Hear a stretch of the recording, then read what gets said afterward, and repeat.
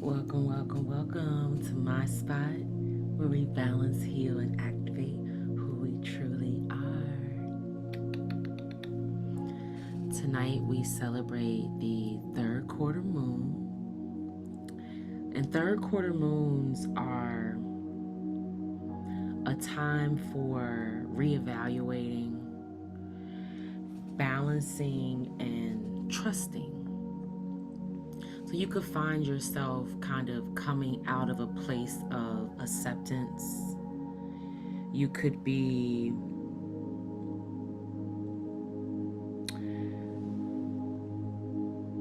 maybe regrouping, but relaxing into what's ahead of you. You're preparing yourself for the next thing, the next phase, the next level.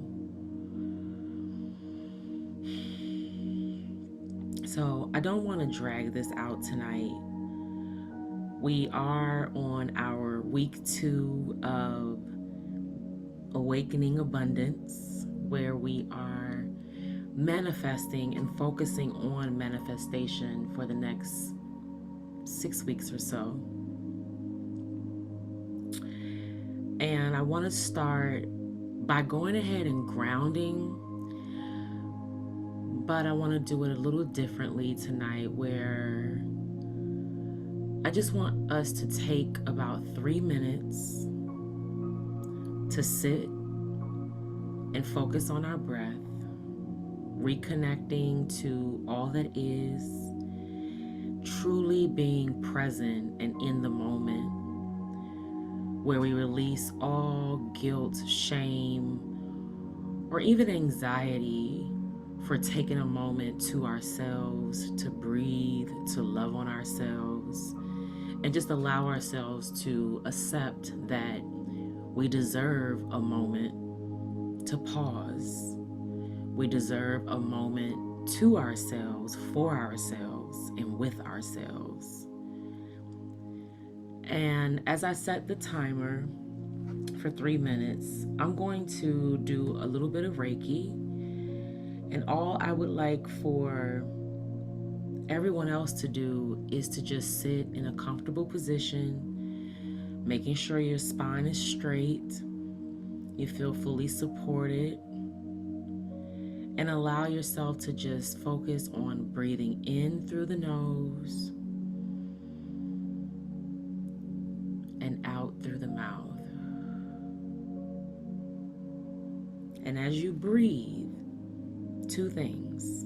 1, on every exhale, allow yourself to feel more and more relaxed. And you do that by any area that you feel tension as you scan your body from head to toe.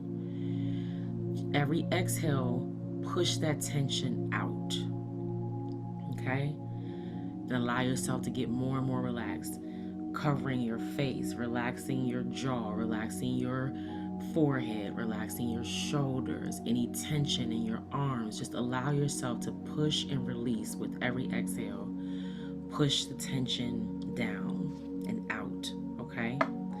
And the second thing is, if you find yourself thinking, once you recognize that you're thinking, label it as thinking, allow the thought to pass, and bring your awareness back to your breath. Okay? That's all you have to do for the next 3 minutes. And what I'm going to do is do a little bit of Reiki and then share what's coming up. So we're going to set the intention, calling in our spirit teams of divine love and healing light, calling in archangels, guardian angels, ascended masters to support us as we set the intentions. You allow your spirit teams to come in, giving them the okay and the approval to be present with us and connecting with all the other spirit teams or with mine, so that we can receive these downloads and messages together. Okay? So we're going to put this timer on 3 minutes. And I just want you to sit back, allow yourself to be open, chin up, palms up, chest open. Okay? Here we go.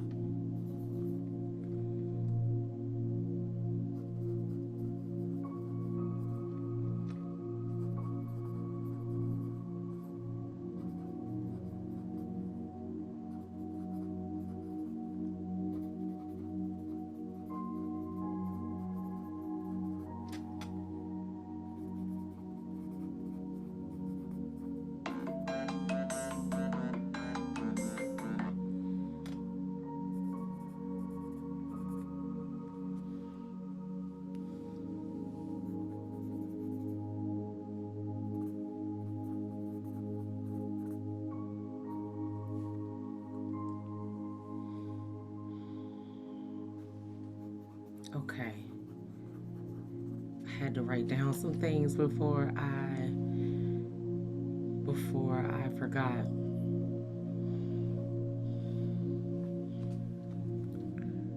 Okay.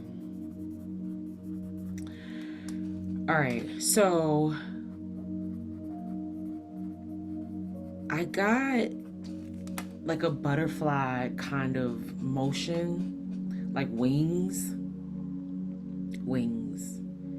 like a fluttering kind of motion around the root. It was kind of hard to tell if it was the root or if it was just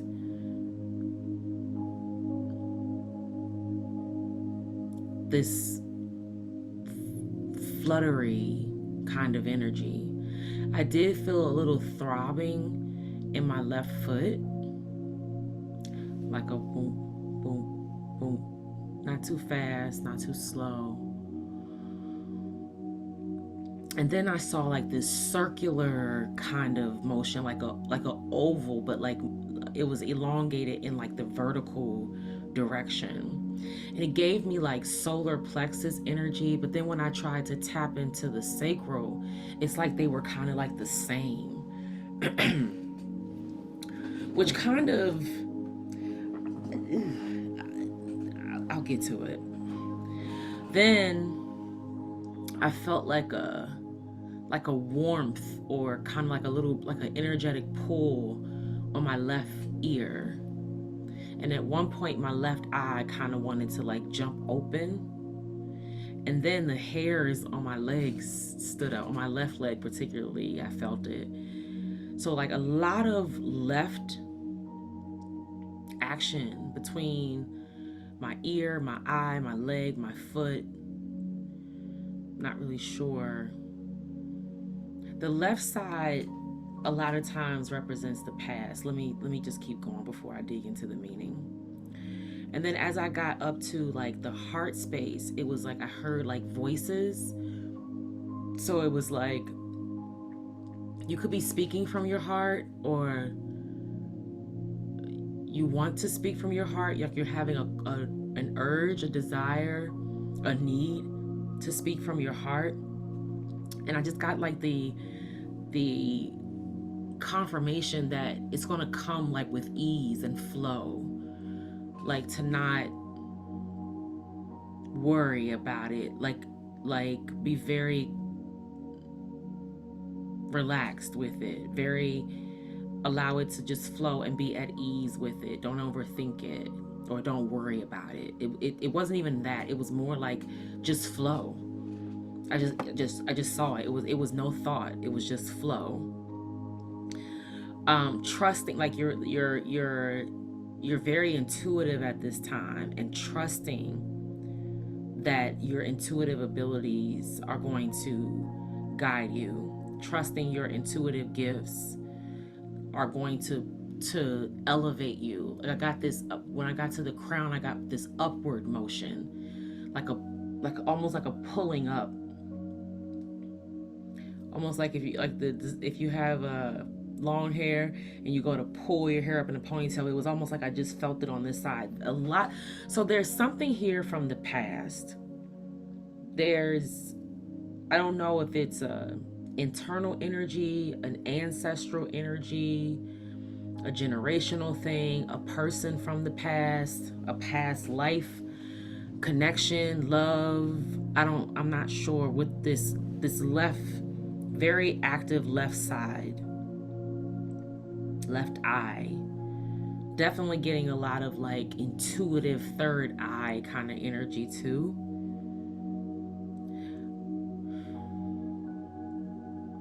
There's a message to keep moving forward, like take action to move forward in the direction of your healing and your happiness, and to not cut off your divine connection, like your connection to spirit, your door to spirit. That's going to allow you to avoid a lot of storms. Not saying the storms won't come, they will, but it's going to allow you to see the storm, but you'll know how to navigate the storm. And it's like I kind of get like an eye of the storm kind of energy, where you're in the eye of the storm and everything around you is chaotic, but there's this stillness inside where you can see the sun, you can see a clear sky in spite of what's going on around you. And it's like, it's almost like you have a level of protection. There's been a lot of protection this week. I've been seeing 444 like crazy. Also 1111 has been coming up a lot too this week. So definitely energy of like celebration, love, like stability. I get a lot of stability. And you've probably mastered learning to walk away from things that aren't stable. Like you're able to see what's not stable, and you've learned how to set boundaries, walk away. You've learned to recognize it and then act accordingly. You are moving more and more to what makes you happy, what speaks to your heart, and also speaking from your heart. You could also be in a place where you're not really concerned about emotions at the moment. You're not very concerned about being very emotionally available to others at the moment. You could be putting your emotions and your love that you have back into yourself. Like you're not concerned about what's going on around you, whether it be other people and their stuff. You don't necessarily see anything else around you as being like an opportunity. And that may sound bad, but like you're more so concerned on what you can do for yourself. You're not interested in tying yourself to anyone else. You're not interested in attaching yourself to anyone else, especially when you see instability or like financial constraints, or you just see like a lack of motivation, a lack of willpower, a lack of ambition, a lack of desire. That's what this is. It's like you have a new set of eyes where you're able to see a poverty mindset. You're able to see that flashed like when that came up. You're able to recognize certain spirits and certain energetic wounds, particularly poverty mindset, lack of ambition, motivation, stability. You're able to see it, and you know what to do about it. You know how to walk away. You know how to set boundaries. You can see the storm, and you can even be in it, like as far as maybe being there for someone to some extent, but you don't become it. You don't allow it to become you. It's like you know how to separate yourself or distance yourself where it's not clouding up your skies. It's not cutting off the love that you have for yourself. Let me tell you something else. This could also be the healing, like I mentioned before, that codependency wound. This could be the healing of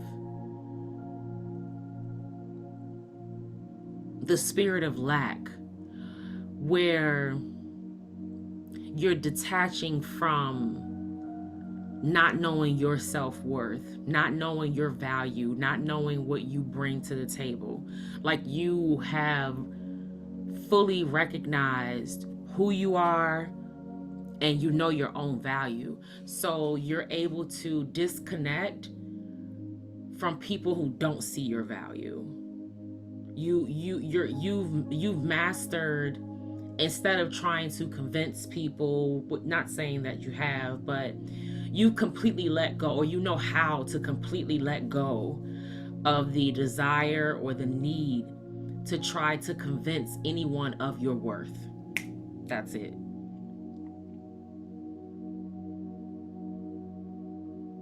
That's exactly what it is.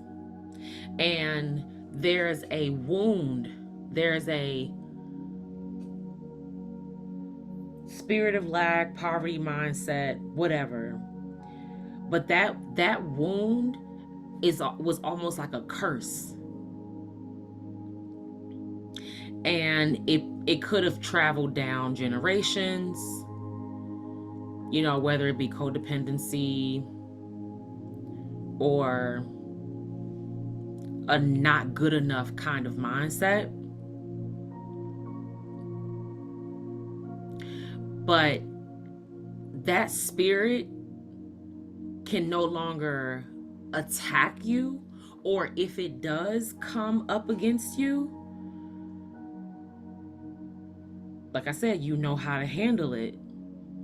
You know how to put it in its place. You don't give it too much of your energy. You see it, you observe it, you recognize it, and then you follow suit. You act accordingly. You move respectfully. Yeah. That's the shift. And you're learning to settle into that. Being okay with not trying to fix things, not trying to help, not inserting yourself. You're learning to allow things to just be, allow people to be in whatever spirits they want to settle in, and recognizing that you can still love them. Maybe you love them from afar. Maybe you can still encourage them and love on them, but you know when it's time for you to draw a line in the sand and or possibly walk away, when it might be time for you to detach, when they may be codependent on you, or maybe trying to use you for your resources and the energy that you bring. So that's that. So as far as week 2 of Awakening Abundance, this week we wanted to focus on developing a high income skill. And some of the high income skills, this is kind of a little bit of a sidebar, but I think I know it's gonna tie back into what I was talking about as far as this mastering of a poverty mindset, where once we start to do that inner work, right, our inner world becomes our outer world. So now that we know our worth, we know our value, we know what we bring, we know who we are, we know what we can bring or give to others, right? And then we know what we can't, okay? Part of us knowing who we are is knowing who we're not. So one of the skills that we want to develop as we awaken abundance is these 6 ways to be like recession proof.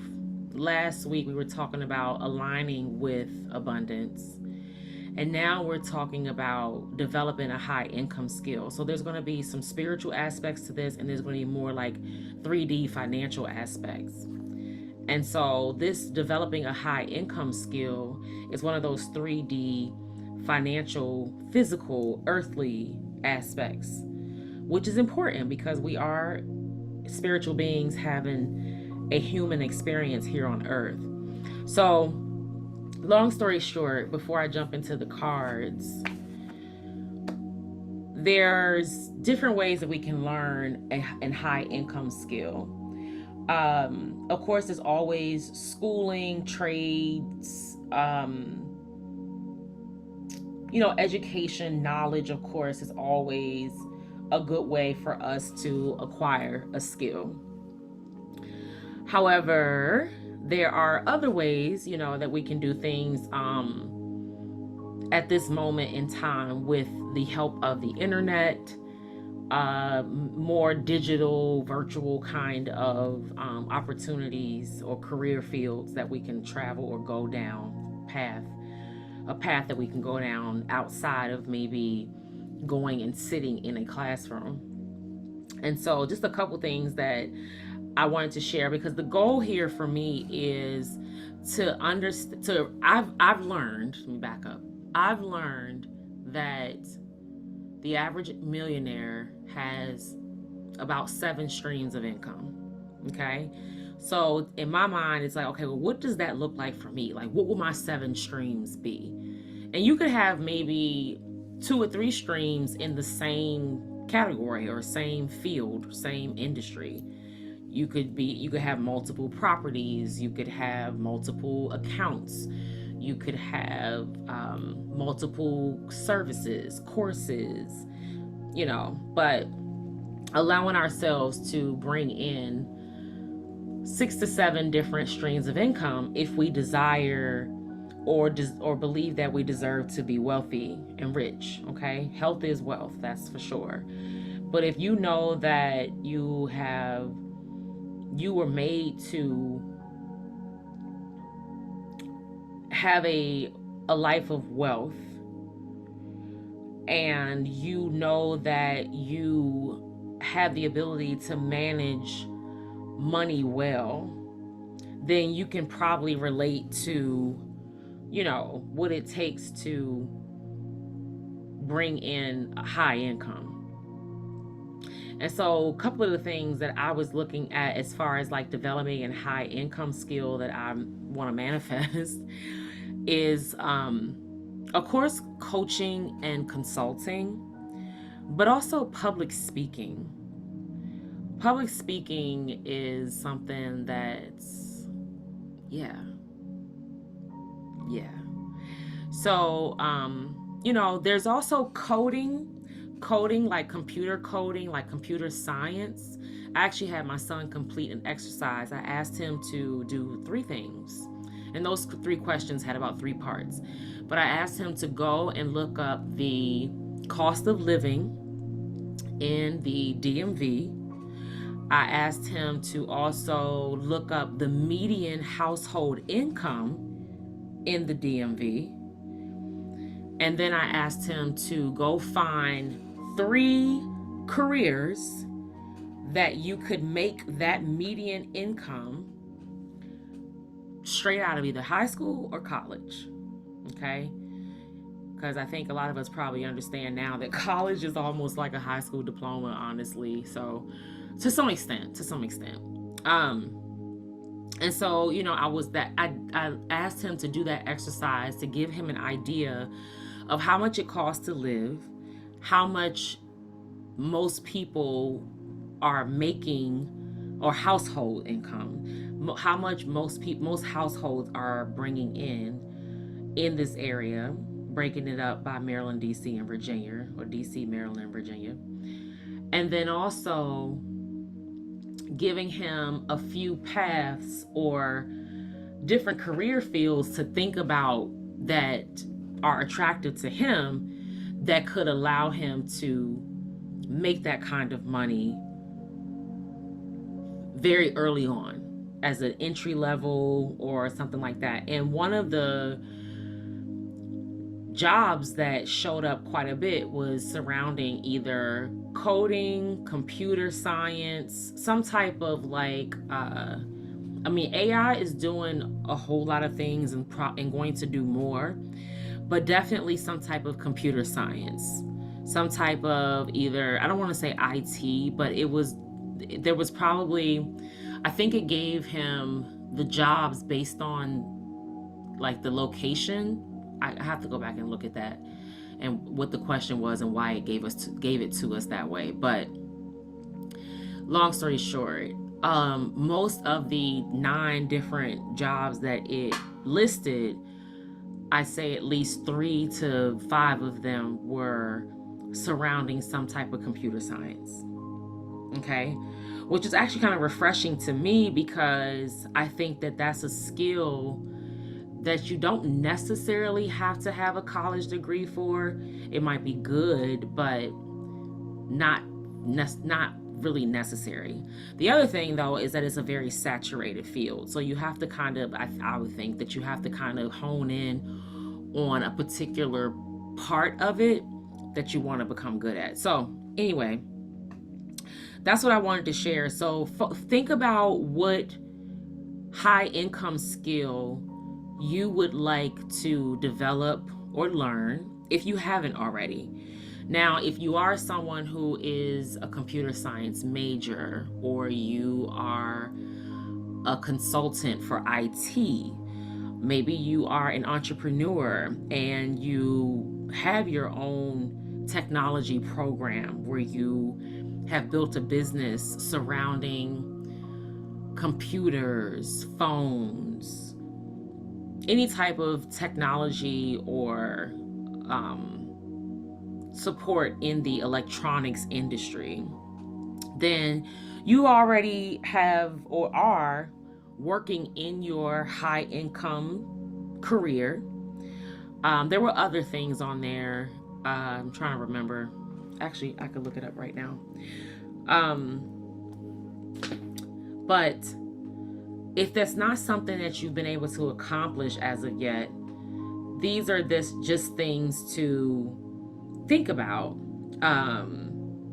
so that when you reach them, this will be one of those incomes that will get you closer to wealth. Okay, so we can definitely dream and we can envision, but we also have to do the actual work. Okay, we have to do the actual work. Faith without works is dead. And since you have done that spiritual work, and this may not be for everybody, this may be a very specific message to just a few people or just one or two people, but since you have mastered recognizing that spirit of lack and that poverty mindset, now you have to trust your intuitive gift and ability to keep you moving forward, so that this sounds bad, but it is what it is. Those that can't won't, and they will fall away, and it will make room for those who can or are, and then you can get the reciprocity and the understanding, the give and take that you deserve. The people that match your frequency and your vibration, who can show up the way that you show up. Okay, so focus on your high income skill, and now that you have done this spiritual work and you start to focus on that skill, and it might even just be writing some things down. Okay, we have a lot of power. So a lot of times just kind of setting that intention by writing something down or saying something out loud. I like to do things in threes. But it will allow you to help manifest what you need to move in that direction. And like I said, if you're someone who has already checked off the box for developing a high income skill, that is fantastical. And you can think of something else, or you can enjoy the fruits of your labor, but you could also maybe consider, well, what would I like to do next? Is there another level of my career that I want to go to? Is there another path or field that I could possibly be interested in? Or do I just want to find another way to bring in another stream of income, which we'll get into further, as we go over through the next few weeks. So to give an understanding of some of those other jobs, so just to mention the computer surrounding jobs, software developer, cybersecurity analyst, that's a good one. What else? Systems administrator, IT. Okay, so I kind of lied a little bit. So it wasn't all. I thought it was more IT. But they also have, so here are the other ones: financial analyst, a sales representative of medical or tech equipment, a registered nurse, a paralegal or legal assistant for the government. I thought was interesting. And it looks like that the requirement could be an associate degree or a certificate program. And then, speaking my language over here, construction manager, someone who's on a project management track in construction, 10:10 on the clock, or electrician or HVAC technician. And believe it or not, in my industry with the electrician and the HVAC, I think maybe a few months ago or last year sometime, they were sharing that a lot of people that work in like construction management have become entrepreneurs, and their trade or their focus has been electricians or HVAC technicians. Those are the, I would say, probably the most expensive or top paying trades on any construction project. We call it MEP. Any type of MEP work is going to be, you're going to spend probably 20% of your construction costs on MEP, maybe more. Okay. Everything else is going to be more, other things, finishes, maybe concrete, steel, if you're doing something pretty major, which can be expensive as well. But your MEP is going to be a big chunk of your construction costs. So it makes sense that people who are in that industry or in that field, when they go into entrepreneurship, they're doing very well if they have any type of electrical certificates or mechanical plumbing type of certifications or trade schools. So that's actually kind of refreshing to see that something like that has stood the test of time, and it's still around where people are able to become entrepreneurs and do very well. I've actually seen people that I've known for years actually go into business for themselves in either one of these and have done very well or are doing very well. So it's good to know that skilled trades still pay well. And then also that these jobs can't be necessarily replaced with a robot at the moment, So that's it for that. I hope that was a good message. All right, let's see what's going on in the sky, and then we'll jump to our cards. Alrighty then. So we're celebrating the third quarter moon on Easter Sunday, 4/20. Let me tell you, this day is very significant. Very significant. A lot of energy is moving on Easter Sunday.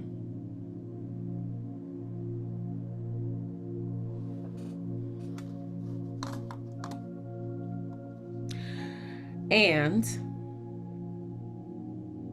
Taurus season has begun possibly.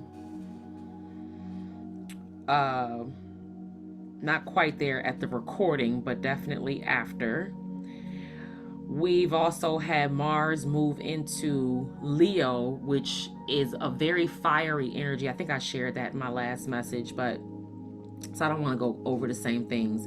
However, there's a lot of action. You're probably you're feeling like a need to do something, a need to move, a need to take action, a need to work the earth, like actually moving, getting physical.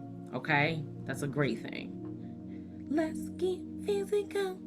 So it's Taurus season. Taurus is also a very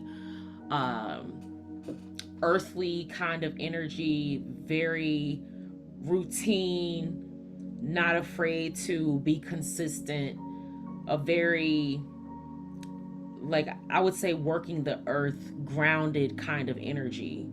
Okay, so hopefully this season is going to be impactful. And I can feel it with that Mars in Leo, the Sun in Taurus, and this third quarter moon on Easter Sunday on 420. Yeah. And then we celebrate our new moon in Taurus next Sunday, a week later. Okay. And then at the very end of the month of April, Venus moves into Aries. So, a lot of fiery energy, a lot of movement. Don't be afraid to take a break or get some rest, but get up and get up, get out and get something, okay? But like move.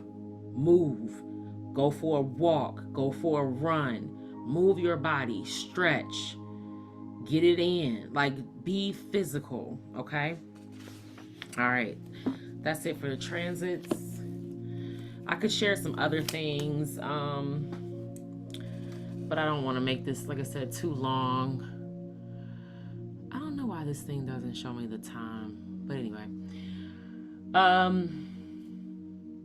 Venus and Saturn are still in Pisces. Like I said, Venus will be coming out of Pisces, moving into Aries on April 30th. Saturn, I don't believe, will come out of Pisces probably until maybe next year. Where are you? Oh, maybe next year. Let's see.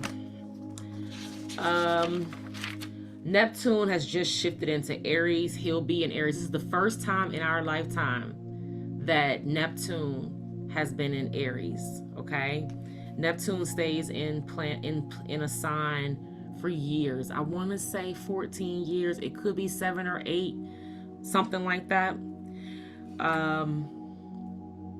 But to go back to Saturn for a second, yeah, Saturn. Oh, okay. Saturn's in Pisces until May 24th. And Neptune has, like I said, just shifted into Aries, and he'll be there until May 22nd of 2038. So that is 13 years from now. Okay? He spends about 14 years in a sign. All right, I don't want to, let's see, who else? We can talk about Mercury. Mercury is in Aries. We know Mercury's transit is a little bit shorter, much shorter. So he'll be in Aries probably for about maybe 3 months or so. A month, maybe.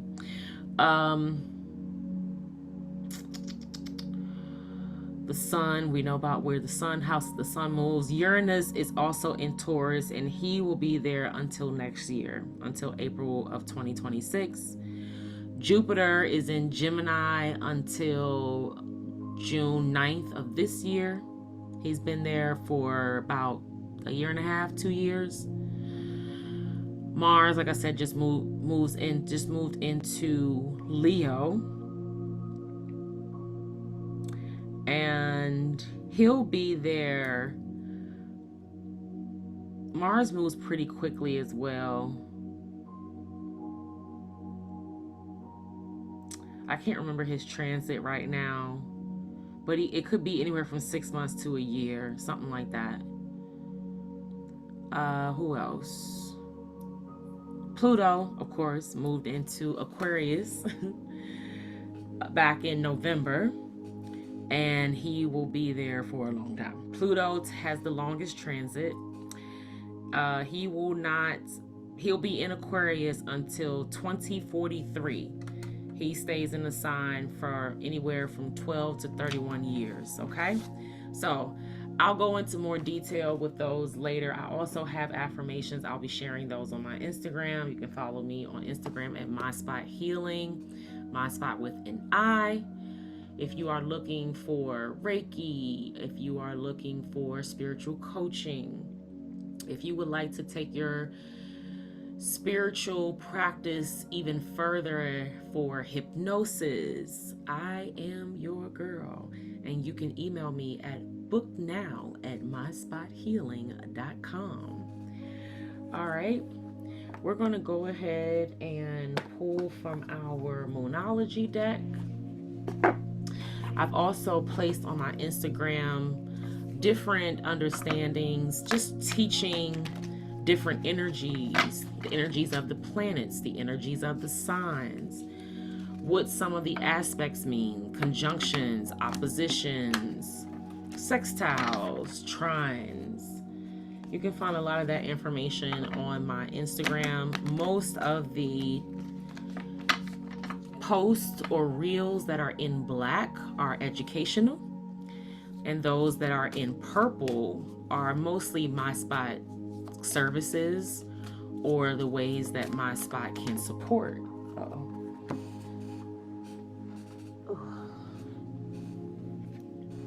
Hold your vision, fixed moon. There we go. Hold your vision, fixed moon. Bottom of the deck, you are good enough. Full moon in Virgo. Okay. More confirmation of that intuitive abilities, expanding your intuition. That's one of the skills for becoming recession proof, is learning to expand our intuition and trusting it. We'll get into that, I think, a few weeks from now, maybe week 5 or so.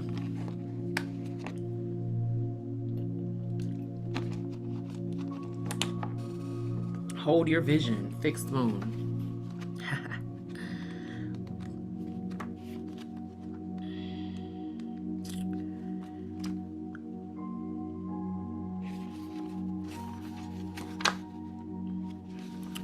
$106, breaking down to a 7.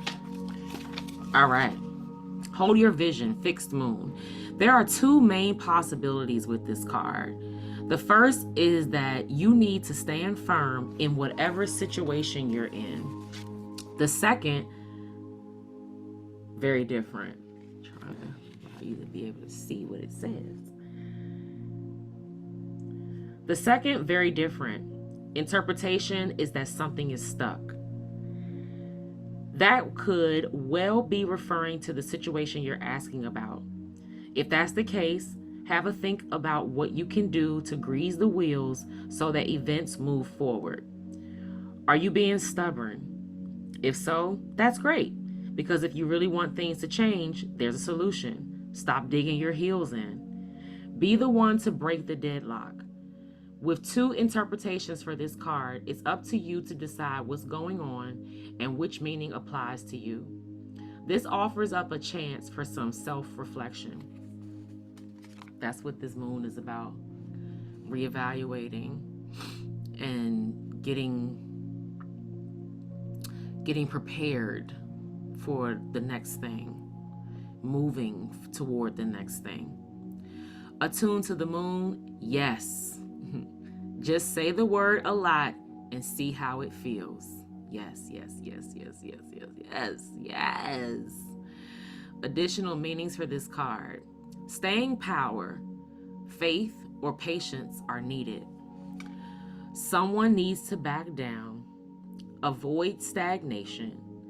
A personal or professional relationship will be enduring. The teaching. In astrology, there are 3 quadruplicities: cardinal, fixed, and mutable. The fixed signs are Taurus, Leo, Scorpio, and Aquarius. The fixed signs can be stubborn, so anything that's just starting as you draw this card may well last longer. Remember, we each have all the star signs in our chart. It's just the way the astrological wheel works. So there's no judgment when we say that while it's admirable how much staying power the fixed signs have, they can also be obstinate. So there's something significant about Taurus season. We thought that the first quarter of this year was a turn up. Like, you can call it turn up, turn down, whatever, but like, we thought that was something, but I think this is just the beginning. And we are being encouraged to take action, to move, to get going. Do something. Like, don't just stand there. Do something. All right? You are good enough. You are good enough. Ooh. Let's do Soul's Journey. I love these cards. Love, love, love, love, love. Holy Spirit, Holy Spirit. Don't worry. Be happy. Things are being balanced out. Okay? Just because you're alone doesn't mean that you are lonely. You're never alone. Ever. Focus on your health. Get moving. Get physical.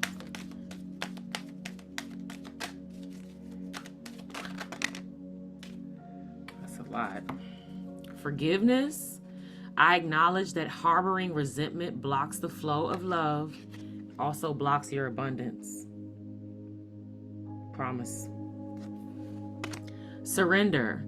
I can release my need to control.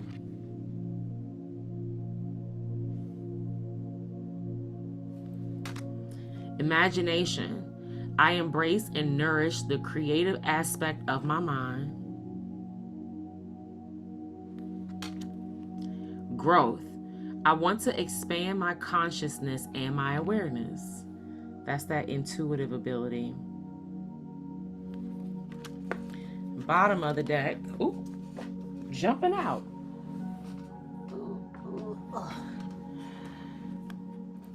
Adversity.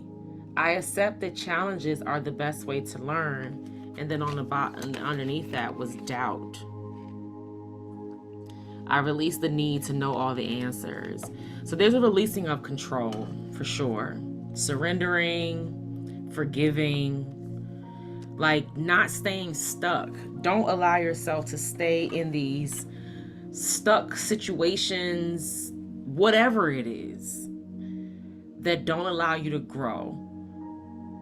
We're being reminded to tap back into our intuitive nature abilities, trusting the visions, our imaginations, our creativity. So we're going to read forgiveness.